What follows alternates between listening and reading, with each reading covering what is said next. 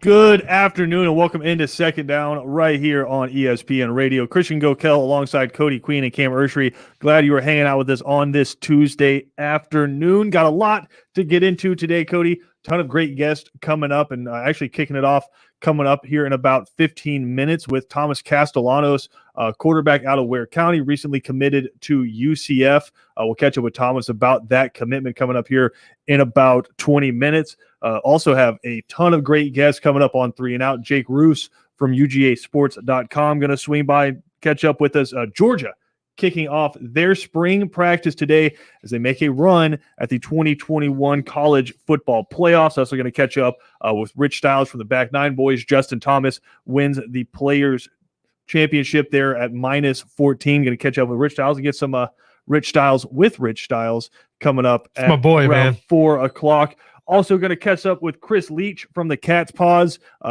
Kentucky also kicking off spring practice today.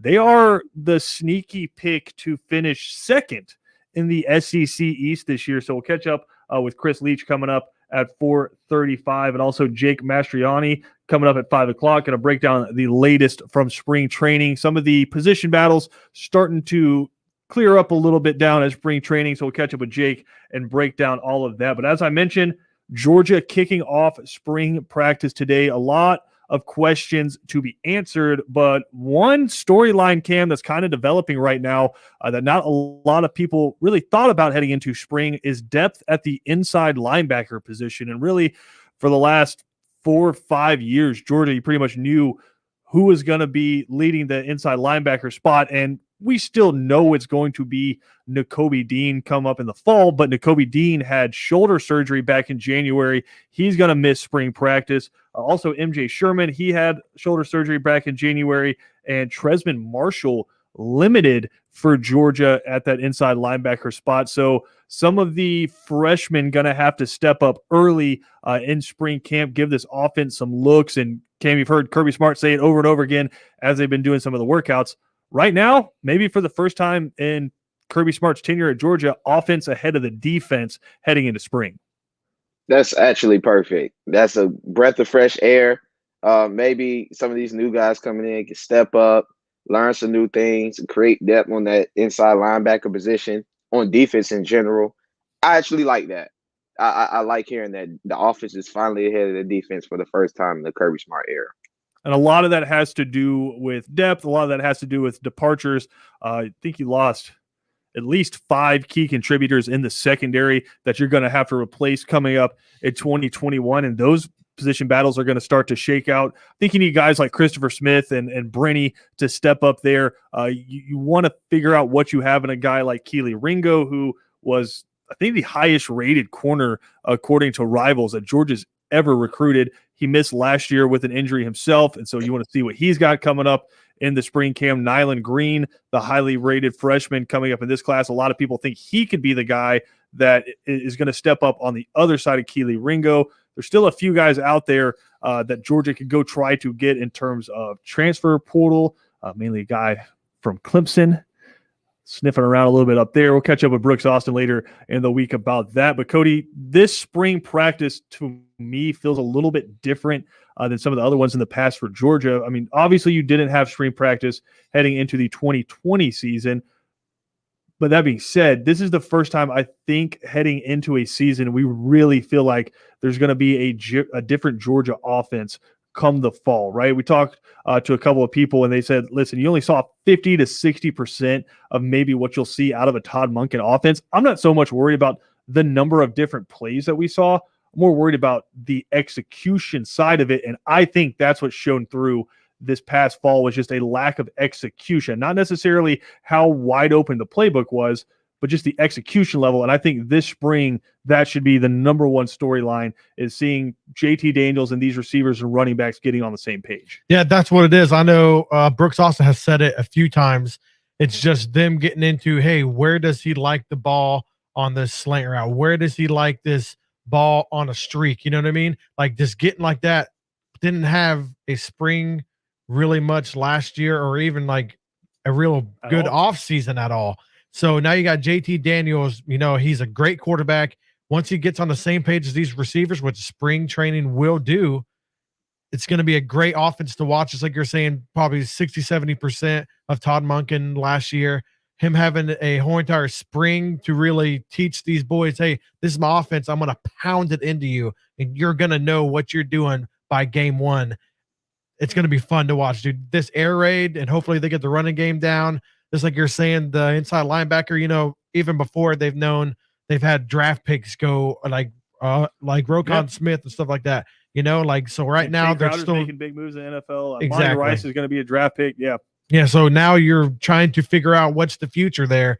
And it's never been like that with UGA for a long time, but I feel like spring training is a must for UGA this year. And I think a couple of guys that need to have a big spring, because right now you think they are locked in at their spot on that defense. Nolan Smith and Adam Anderson. And fans, it's two different stories for both of them, right? One guy had a ton of hype, was a number one player in his class when he came out, in Nolan Smith, and I want to say he's underwhelmed because you're trying to get on the field above Azeez Ojulari. That's going to be tough. But that being said, when you're rated that high, fans want to see a lot of you. And so you have Nolan Smith, who's trying to prove something this year. And then you have flip side of that, you have Adam Anderson, who came out of Rome.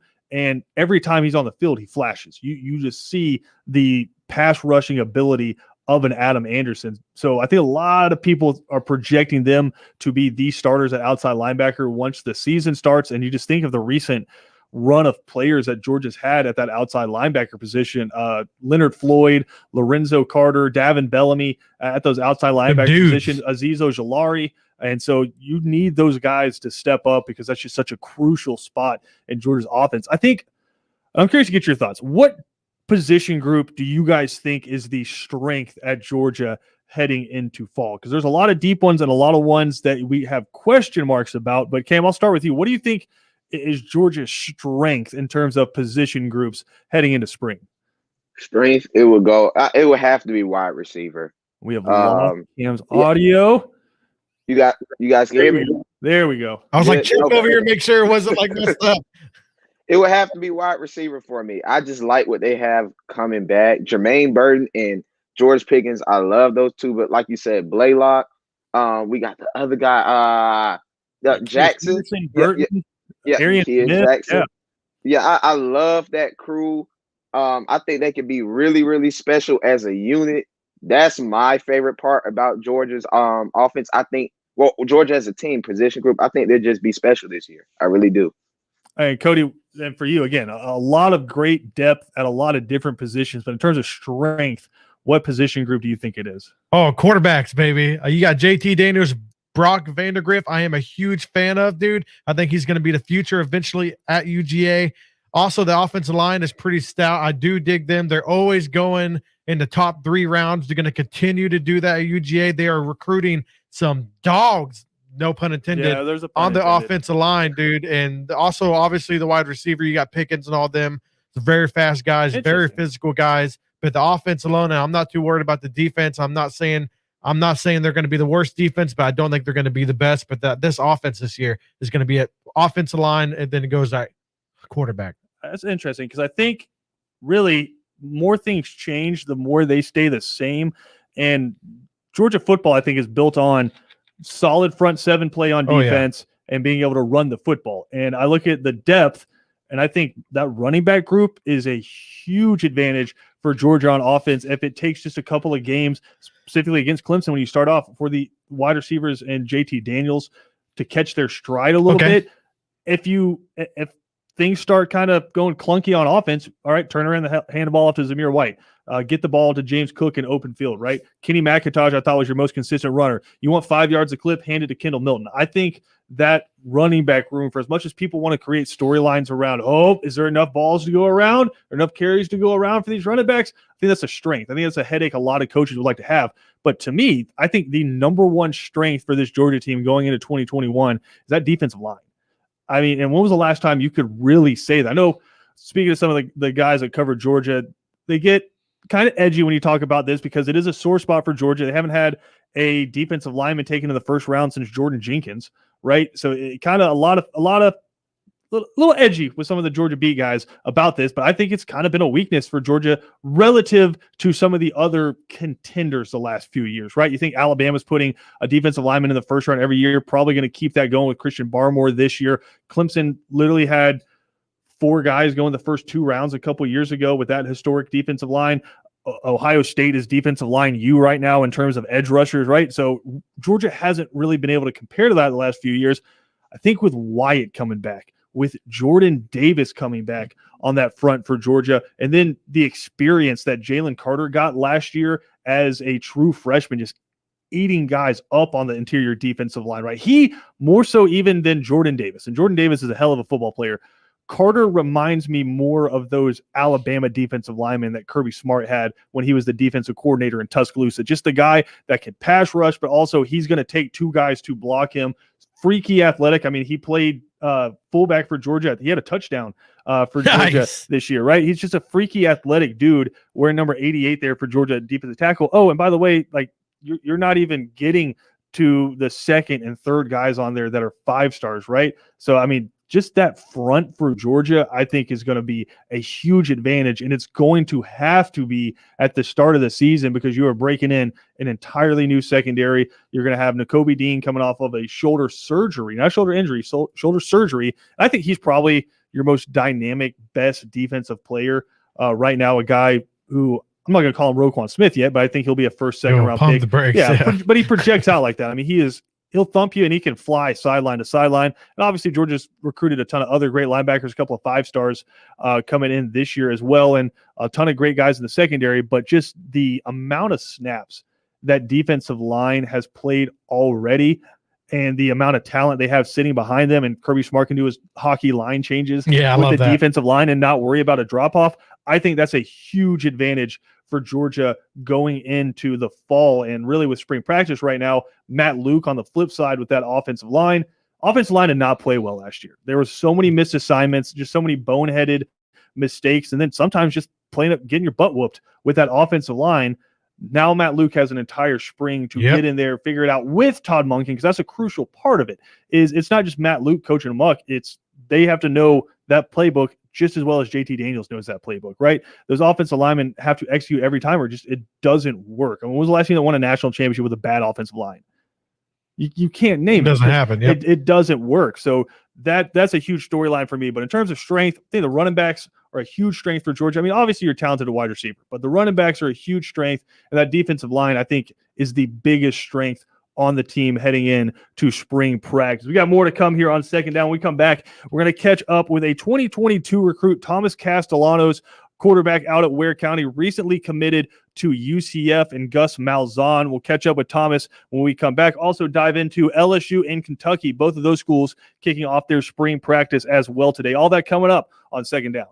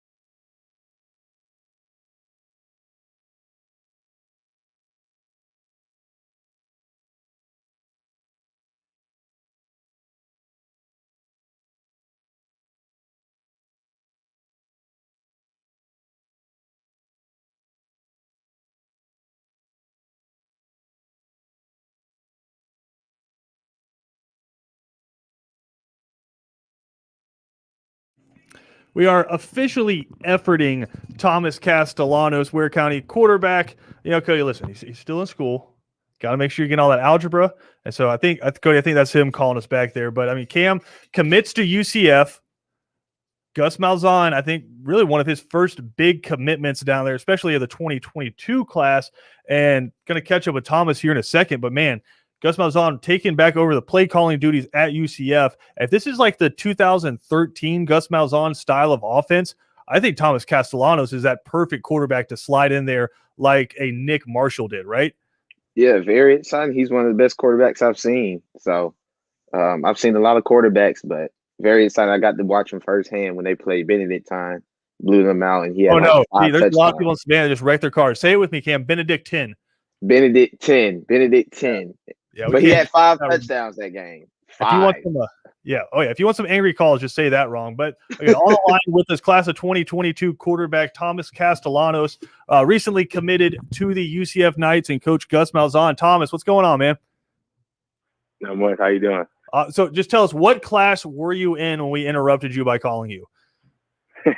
I was in algebra. See, I called it. See, you did call it. Yeah. So we'll try to keep this short, let you get back, because obviously algebra is important. But you commit to UCF. Obviously, Gus Malzahn, now the head football coach down with the Golden Knights. And, man, a heck of a football program. What was the pitch from Gus Malzahn that got you to go ahead and commit now? I know those guys are behind on recruiting because, they just got their, coaching staff together and stuff like that. And really just, the opportunity to play quarterback for Gus Malzahn, just knowing his history and stuff like that, it just was amazing to me. So I didn't want to make those guys wait. I wanted to go ahead and lock it in so they can just, start recruiting the guys and build the guys around me. And you think about the quarterbacks that Gus Malzahn has had in his tenure. Obviously, Coach Bo Nix last year and the year before that, and a really successful freshman year for Bo Nix before this past season. But before that, Nick Marshall takes Auburn to a national championship. And then before that, I mean, he was the offensive coordinator for Cam Newton. How exciting is it to feel like you're the next guy in line at quarterback to be coached by Gus Malzahn? It's very exciting, just knowing that he coached those guys and, just of what he did and what they did. It's amazing for me. And I just feel like I can be the next guy. And I know other schools aren't going to stop recruiting you, and you coming in to your senior year as a quarterback out there at Ware County, you touched on it, right? One of the biggest things was the fact they recruited you as a quarterback. I don't want you to name other teams, but are some of the other schools out there trying to get you to come at another position? Florida State was one of the schools that tried to get me as an athlete. South Carolina. There's really those two that try to get me as an athlete. But you want to play quarterback? Correct. Yes, sir. And my boy was dropping dimes. Of course he wants to be a quarterback. I was going to say, no reason not to, right? I've said this since the jump. I mean, he put 40 touchdowns on the board last year. Like 900 rushing yards. Yeah, took his team to the semifinals in 5A out there, man.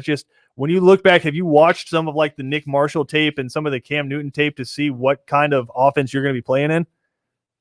Oh, yes, sir. As I watch those, the film and stuff like that, it fits perfectly into my fit, into my game. And so UCF as a school itself, right? Because, I mean, just a beautiful area of the country. I mean, like your worst temperature day is going to be like 70 degrees outside. Just how much of it was the campus and the facilities and just being in that part of the country? Well, originally I am from Florida and stuff like that. So I'm good with the weather and stuff like that. But just going around campus and walking around and just seeing the facilities and stuff like that was amazing. Like, it was super nice. It's right around the corner from Wet and Wild too, dude. Oh no. See Cody trying to get you in trouble out here. But I mean, again, Thomas Castellanos, 2022 Ware County Gator, commits to UCF, but it's still a senior season in front of you, man. You look at that schedule. I know there's a big one that we have circled coming up where you guys hit the road to take on Benedictine, and you get to play against your good friend there, Holden Gariner, a guy who just recently committed to Auburn. I need a prediction from you, not on the score, but just throughout the year. That's got to be the best head-to-head quarterback matchup in the state of Georgia this year, right? Oh, it's got to be. That's my guy. We were close friends, and we play on the same 7-on-7 team. And we just, we share a lot of, friendship. That's my guy. So it's going to be a great game. just like it was this year. So give me a quick preview of the 2021 Ware County Gators coming up, man. I know you guys just a step or two away from making it to the state championship last year. How good is this team going to be? Most definitely, I would say we're going to get farther than we was last year. We got our whole offense coming back. We were very young. We have a lot of seniors graduating this year, so this should be the year that, we make it. There you go. Thomas Castellanos, class of 2022, Ware County Gators, recently committed to UCF. Thomas, always appreciate it, man. Look forward to talking to you again as we get closer to football season. Yes, sir. Again, man, just a stud of a quarterback out there at Ware County. Cam, you said it. You saw him last year when they played Benedictine. It's just, you see some football players on the field, specifically in high school, right, where it's just they're different. It doesn't matter what the other team does. It doesn't matter what the other team calls. There's nothing you can do to stop him. And it just blows my mind that teams like Florida State, who he mentioned right there, who have not had a run of success at the quarterback position since Jameis? Yep. Not recruiting him as a quarterback. I mean, I've heard of a lot of schools doing stuff like that. Georgia recruiting Cam Newton as a tight end. Some schools recruiting Derrick Henry as a linebacker. It's just, if a dude can ball, a dude can ball. And Thomas Castellanos, I think one of the one or two best quarterbacks in the state of Georgia coming up for this class. Yeah, I heard him say South Carolina too. They haven't had the success at QB. But I like Thomas's game. When I first saw him, I was like, this is like a baby Russell Wilson. I mean, he was getting out the pocket. Great. All right. Yeah, he was throwing it out just down. I mean, it was like backyard football, but in a controlled way. I guess you could say that. I mean, but he's exciting. He's explosive. And he's going to have a really, really big year again. And Cody, the best compliment I can give him is when I talk to other coaches about him. Usually when you talk to coaches about an opponent they're playing, they're like, oh, he's pretty good. He's fine. He's pretty good. We'll have to stop him, obviously, but we feel pretty comfortable. Talk to any coach about him, they're like, that's a dude. Like that guy's a stud. There's nothing you can do about it. You just have to hope your offense can put up enough points. I mean, we've seen it since he was a freshman, but I was talking about with that game coming up, Ware County Benedictine, middle of this year, up at Memorial Stadium in Savannah. Last year, Ware County got the better of them out of the other Memorial Stadium in Ware County, but you have two senior quarterbacks. One's going to UCF, one's going to Auburn, and then just a plethora of other awesome recruits out there. That's got to be, early pick game of the year in the state. Well, Castellanos, he is the dude. He threw for like 2,000 some odd yards. I forgot exact number. Ran for 900. He is a passing quarterback first, and then you have this game coming up who's, like you're saying, probably the best game in Georgia. Dude, we're going to see some offensive firepower. It's going to be fun. And both these kids, what makes it better, they're friends. They're boys. So, dude, you playing against your friend, knowing that they're going to go to the next level and knowing you're going to have these matchups and they're not going to be like that forever. Maybe they'll play Auburn in the future. Maybe Gus Malzahn will have a revenge game or something like that. And then you get to play your boy. Then hopefully they're both starting. Dude, the story right now, I'm telling these kids, live it up while you can, because it doesn't last forever. And I know UCF is the commitment right now for Thomas Castellanos. Right now, none of the ink has hit paper. I think the quarterback offers for him are just starting to roll in. And I think the same thing's true for Holden Garrett. Holden's got offers from everyone at the quarterback position. Yeah. Just because you're committed right now doesn't mean those folks are going to stop recruiting you. And honestly, they don't stop recruiting you even once you get on campus. I mean, that's why you see these instant relationships in the transfer portals, right? It's going to be nonstop for the rest of the season. But with that just awesome schedule that Ware County plays every year out around South Georgia against a lot of historically great high school programs around South Georgia, I just think his recruiting is going to pick up more and more as we go. We got more to come here on Second Down. We're going to drive back into some spring football. LSU and Kentucky kicking off their spring practices. I think both of them are going to have something to say in their respective divisions coming up in the SEC in 2021. We'll talk about that when we come back right here on Second Down.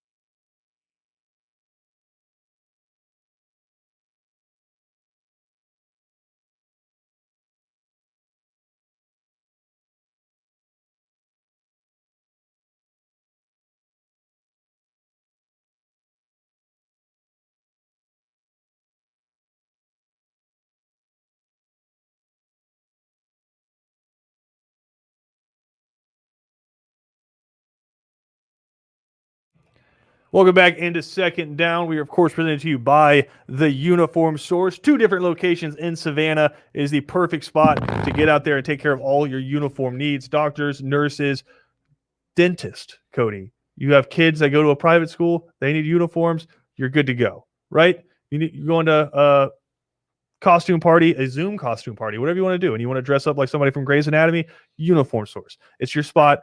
2 different spots in Savannah. Check them out on Facebook and find both locations. Now specific, very specific. It's a great show.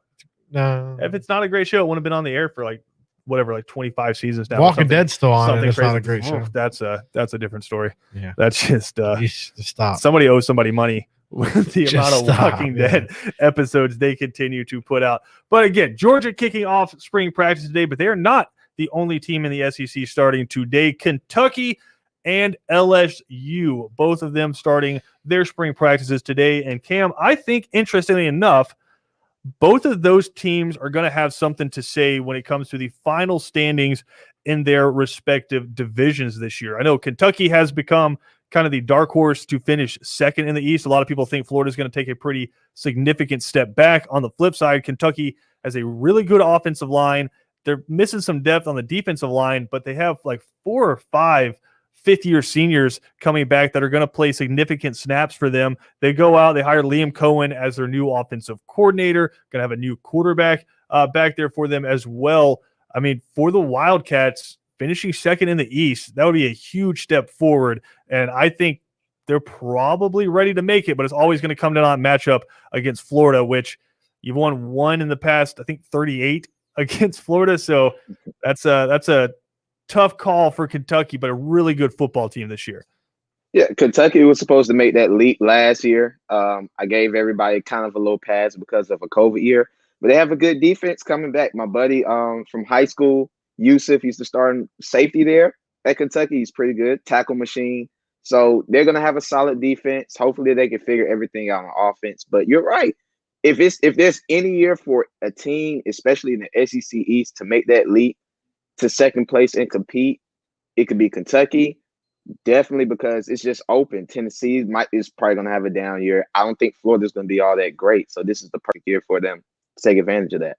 And Will Levis, the transfer quarterback from Penn State, coming over there. I know Quandre Mosley, former Glenn Academy Terror, up there, transferred in a couple of years ago now. He's going to be a big part of their secondary coming up. On the flip side of that, though, LSU in the West. I mean, you talk about a tale of 2 different seasons, right? You go from maybe the greatest season of all time when they go 15-0, beat 7 top 10 teams on their way to winning the national championship. Joe Burrow wins the Heisman. You have 2 absurd receiving seasons from Jamar Chase and Justin Jefferson. Clyde Edwards-Helaire leads the SEC in rushing. And on defense, you have Derek Stingley, who's the SEC Freshman of the Year. I think he was an All-American as a freshman. I could be wrong, but I'm pretty sure he was. Kayvon Chase on that team. Just an absurd football team, right? Go to last year, and you're getting smoked by Mississippi State in Death Valley, and everyone's like, what is happening, right? You caught lightning in a bottle in 2019, and then you lost a ton of players, having to replace the best single season ever from a quarterback there in Joe Burrow, and Miles Brennan gets hurt. You have to then start shuffling your quarterbacks around. And Cam, I mean, really just a complete 180 from 2019 to 2020 for LSU. I kind of expect them to find a middle ground there. You go out, you get 2 new coordinators. Jake Peets comes in to take over the offense, and then they go get Durante Jones to be the defensive coordinator and take him away from the Minnesota Vikings. And so now down there with Coach O, it's been a rough couple years for LSU, and now getting ready for this 2021 season, you have a quarterback, I don't want to say controversy, but a battle. You're going to have Miles Brennan going up against Max Johnson there. Max Johnson, of course, the guy who won the shoe game in his first start in the swamp against Florida, kind of ruined Florida's season there. But I just think, Cam, too talented of a football team to not make some kind of noise in the SEC West. John Emery over there at running back, whether it's Brennan or Johnson at quarterback, they still have some really good wide receivers, right? Guys who put up absurd stats in some of the games, specifically the Ole Miss game, but everybody's going to put up crazy stats against Ole Miss. On the defensive side, Eli Ricks and Derek Stingley, just start there, right? 2 DBs like that. I feel like LSU's got to make some noise in the West. Yeah, I think they'll be okay. Middle of the pack, maybe 8-4. I think their ceiling is 9-3. But like you said, last year, that game against Florida really helped them out to bring momentum into this season. That was a big win. I don't think people understand that. That basically kicked Florida out the college football playoffs or any chance that they had. And coming into that, rolling into the next season with that type of momentum, that could definitely jumpstart the season. But at the end of the day, they still have to play Bama, Auburn, Ole Miss, A&M, Florida. That's a gauntlet, but I think their ceiling is 9-3. Dude, I'm going 10-2. No, I think they're going to beat Florida. I think they're going to beat Auburn. I think they're going to lose against Alabama and Texas A&M, and that's going to be their only 2 losses. 10-2. I'm an LSU fan this year, dude. Oh, so you're 10-2. not a UCF or Florida fan this year. You're an LSU fan. Yep, exactly. Wait, what is wrong with you? Way to go, purple and gold. Let's do this. What's wrong with you? Let's do this. You need It's just my prediction this year. I think they're going to be second in the West, or maybe third in the West. Still being 10-2, third in the West, because Texas A&M is going to be. There's a difference between making noise and competing, right? You can make noise and still finish fourth in the West. I just think you pull off a big win and you're competitive in some of the other ones. I mean, you start at UCLA. That's not going to be an easy game. That's a win, though. Yeah, I mean, it's not going to be an easy game. Obviously, you're going to beat Mississippi State, Central Michigan. You should beat them. I mean, but then you start your SEC gauntlet at Mississippi State, which, say what you will about Mississippi State, they beat you in Baton Rouge last year, and you'll have Mike Leach have a whole nother season. As much as we want to talk about Todd Monken coming in and installing his offense, Mike Leach really only had a year to come in, or had the fall practices to come in and install his offense at Mississippi State, and you could really start to see it show through a little bit last year. Once option A didn't work, he didn't really have an option B he could go to yet, which is not what we have seen out of Mike Leach offenses in the past. Then you're home against Auburn, which I think Auburn's going to be a damn good football team next year. They have a junior quarterback coming back who has started for the past 2 seasons. Brian Harson's a really good coach. Your defensive coordinator is Derek Mason. Yep. And your offensive coordinator is Mike Bobo. So I think Auburn's going to be a really good team next year too. Then they go to Kentucky, home versus Florida, have to go play Ole Miss at Alabama, and then at Alabama, right? And then you finish up with Arkansas, ULM, and Texas A&M all at home. I think it's a 4-loss season at the minimum for LSU, but I don't think they're going to be a 500 team again this year, right? I think they're going to be an 8-win team, go play in the Outback Bowl kind of a team. I'm not willing to just give up on LSU because they had a rough 2020 after they lost a ton of players to the draft. I mean, 15 players got drafted off of that 2019 team. So I'm not ready to say that they're not going to be a good team, but I'm also not ready to say they're going to win 10 damn games. I mean, the SEC West is really good this year.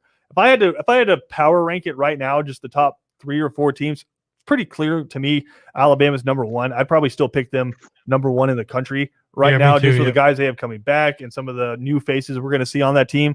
Probably put Texas A&M number 2, because as much as you wanted to say Kellen Mond is this great quarterback, I know Chris Sims has fallen in love with Kellen Mond, which I don't understand.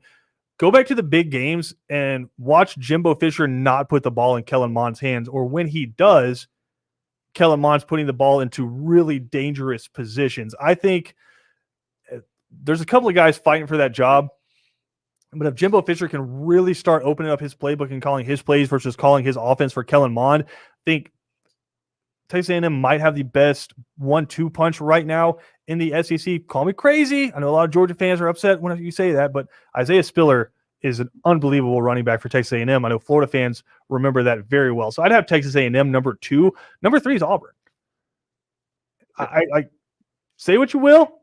Auburn had a rough season last year. They got a new coach with Brian Harsin, but you have a junior quarterback coming back in Bo Nix. You have Mike Bobo, who's going to get a chance to coach him up. Brian Harsin's an offensive guy, get a chance to coach him up. They have really good players. I'm worried about their offensive line. That's where I'm really concerned about Auburn, but they have skill players all over the place there at Auburn. Tank Bigsby is one of the better running backs coming back in the SEC. And then 4th, I would hear an argument for Ole Miss only because of Matt Corral. Dude, you are just like dragging LSU right now. Only because of Matt Corral, but I think I'd put LSU above them. Let me finish. Okay. Let me put LSU above them because, again, I think Eli Ricks and Derek Stingley, that combo on defense, if you can find some safeties that won't get cooked deep, which it's LSU, it's damn DBU. I know Ohio State likes to claim it. It's LSU, right? They'll find a couple of safeties out there. They have some guys that are 5 stars that were just young last year, right? They'll be fine in the secondary. They've got some really good linebackers. Then their defensive line should be good. I think LSU is going to be a really good football team coming up in 2021. Fighting for fourth, maybe getting up as high as third, but I still think they lose 3 or 4 games. 10 would be an astronomically good coaching job by old Coach O. Like, insane. Coach O, baby. Insane. 2 new coordinators, and you only lose 2 games in the SEC West. Brand new head coach in Auburn, but they're going to be third. I don't know. Again, junior quarterback has a lot to do with that. Who took a step down last year. Well, again, that's probably why Gus Malzahn's at UCF right now, going to get my man Thomas Castellanos, right? That's probably a big reason behind that. And I think even Gus Malzahn has admitted this because he's correcting it. He let himself get too far removed from calling the plays with that offense. Auburn, how many times did I say this last year, Cam? Auburn went from being one of the most fun, innovative offenses in college football to watch to every other spread offense you see, right? Over 100. Yeah, it was boring. So it's if Bo Nix and they'd allowed Malzahn to be creative with Bo Nix, I think Bo Nix is a really good quarterback. I mean, dude beat Alabama his freshman year. You keep on bringing that up, yeah.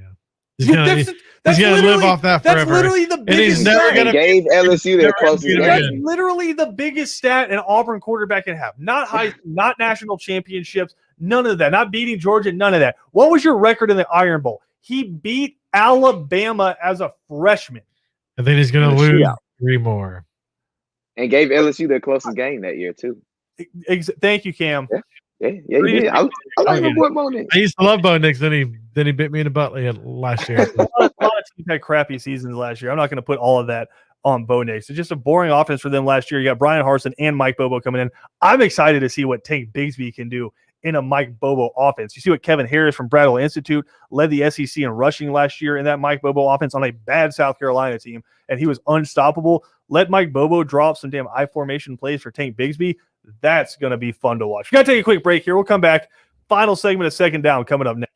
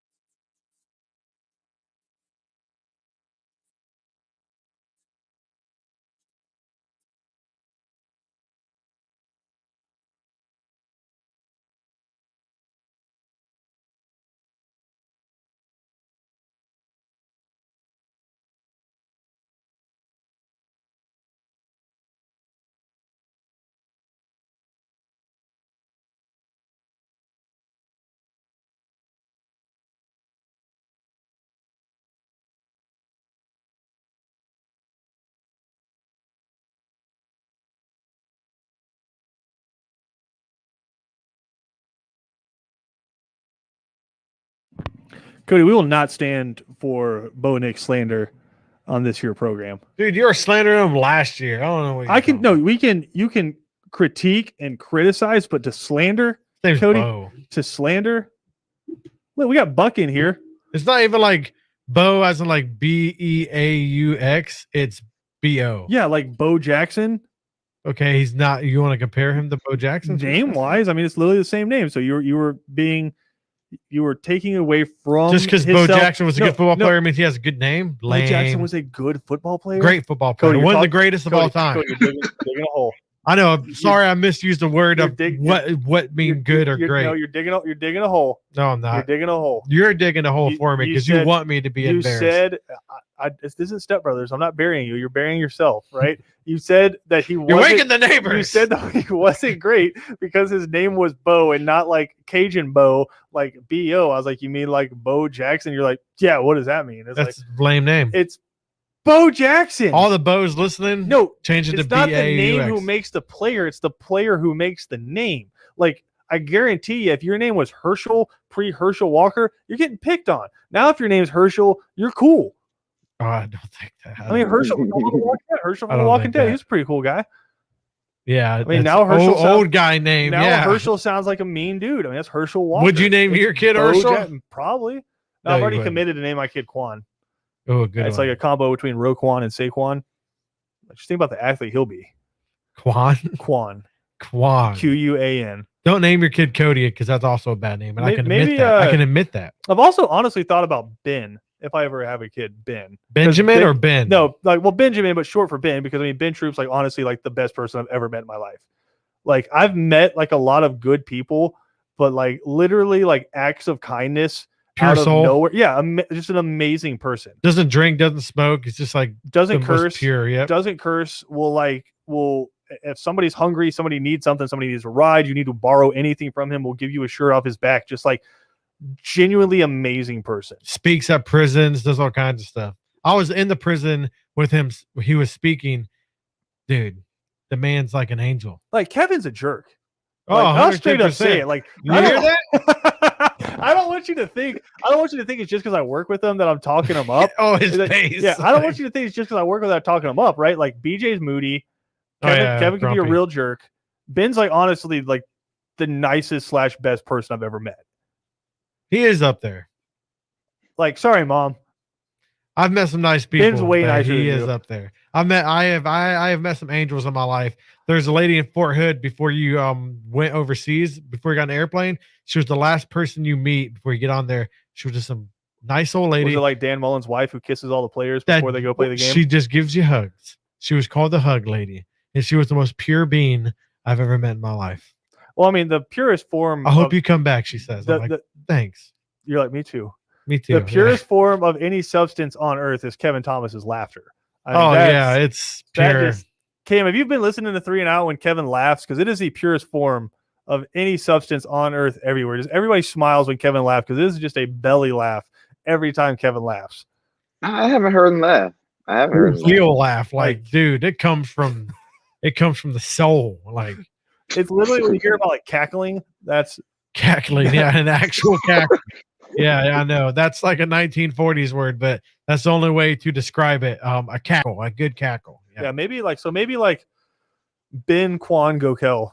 That sounds like a Star Wars character. Ben Quan Gokel. Yeah, no, that is he carrying a purple lightsaber? It seems like a guy who would carry a purple lightsaber. Nah, I always like the green ones. Just OG straight up? Yeah, I like the green ones. So there you go. We just got completely off topic here, but I think to a great topic and one that really matters. But again, big show coming up today on 3 and Out. Oh, yeah, it really matters. Yeah. We're gonna catch up with Jake Roos from UGAsports.com. He's going to give us the latest as Georgia kicks off their spring practice. Also going to catch up with Rich Stiles from the Back Nine Boys. Justin Thomas wins the Players Championship. Lee Westwood with his second place finish in a row. We'll break that down with Rich Stiles coming up in the 4 o'clock hour. Immediately following that, we'll catch up with Chris Leach from catspaws.com to talk to Kentucky football as they kick off spring practice. And then Jake Mastriani with Tomahawk Take. We're going to talk some Braves spring training. All that coming up next on 3 and Out.